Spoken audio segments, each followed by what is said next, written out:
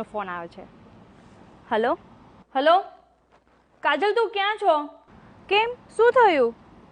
જલ્દી ફટાફટ તું ઘરે આવ. મમ્મી, હું 1 કલાક દૂર છું આપણા ઘરથી. હા, હું આવું છું. ચલ.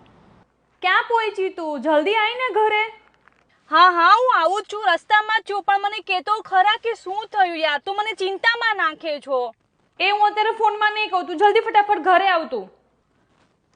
પણ તને કહેવામાં શું જાય છે? કે ને યાર હવે. એ તું ઘરે આવે પછી તું તને કહીશ. જલ્દી આવી તો. હા, કઈ નહીં, બસ આવું જ છું. ચલ, હું આવું છું યાર. હા હા, બોલ મમ્મી. હવે હું આવી ગઈ. એવી તો શું ઇમરજન્સી હતી કે તે મને બોલાવી?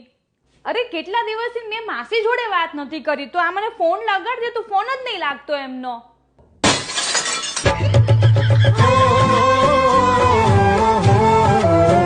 બસ આ જ કામ હતું. હા, તો મારે આ જ કામ હતું. મારે તારું શું કામ છે?